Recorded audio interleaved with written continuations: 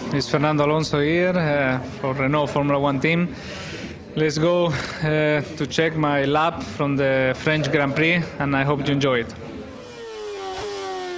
Okay, now we start approaching the main straight. You try to do the last chicane to have a nice exit, and here start the lap.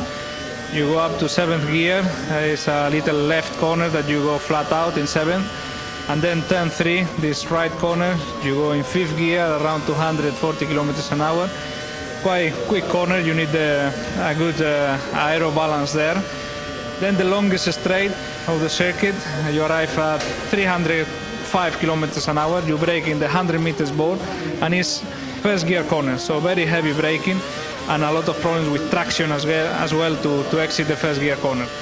And then the first quick chicane of the circuit, right left, around 240 kilometers an hour as well in 6th gear, very high chicane. And then this is turn 8 with a very left corner, very long entry. You need to keep braking until the end.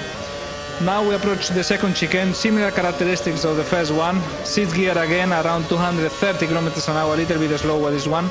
But after the chicane, a very heavy braking for this tight right corner. In 2nd gear, around 80 kilometers an hour. And now the last two corners of the lap. The first one, a normal right corner, around 90 degrees. In 2nd gear, I lost the rear end a little bit there. And then the last chicane. You take as much curve as you can, and then you try to cross the line. The car is size, weight, whatever it is, but you need to do a quick chicane. It doesn't matter the exit, because the finish line is just at the exit of the corner, so you don't need to keep the speed at the exit. I'm David Coulthard from Red Bull Racing, and I'm going to take you on a lap of Silverstone. So here we are in the last turn. Very important to get a good acceleration off the corner, a little bit of oversteer as you run out onto the curb, up through the gears, approaching 180 miles an hour as you go through Woodcote across the start-finish line. And the first corner Copse is taken flat out in 7th gear in qualifying. Very impressive, the performance of these cars nowadays. You then come into Beckett's, first part taken again completely flat in 7th. You go down 1 gear in the middle part of Beckett's, and then 1 further gear for the last part, which is taken 5th gear, out onto the Hangar straight. Very important to get good speed off that turn. And then you carry that all the way down Hangar under the bridge, approaching the braking a little bit bumpy. You then flick down 2 gears as you go into Stowe. Again, a very fast corner, riding the curb on the exit, using all of the road, before they approach into Club, which is down to 2nd gear.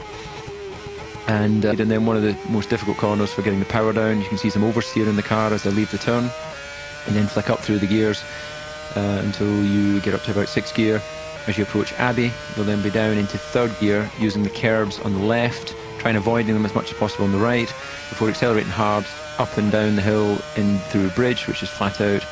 Drop 2 gears as you approach Priory, right out onto the curb before slowing the car into the complex. You can see I lock up the front left a little bit as I'm stopping there, and then use 3rd gear into the last turn. Always a lot of understeer in the middle of this corner because it's so long, and then ride the curb on the exit and then flick up through the gears, through Woodcote, and that completes the lap of Silverstone. It is more emotional knowing it's my last British Grand Prix, because the rest of my career has always been full focus on each and every individual race and looking towards the following season. I know this will be my last season in Formula One, and although I'll stay involved in the sport, you have to call time at a certain point, and I think 37 years old, after 15 seasons, it's a good time to say thank you and